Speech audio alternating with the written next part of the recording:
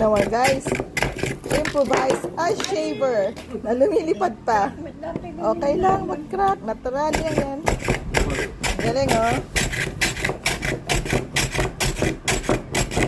Made of wood. Saan kayo nakakita ng ganito? Talagang totoong kahoy. Crack sabi ko, ice mo. Di pinangito pa kung matatay. Ay, galing. Lagay mo doon sa ano. Diyan. Pati sa sago. Lagyan mo. Uy, may kumukuha ng yelo.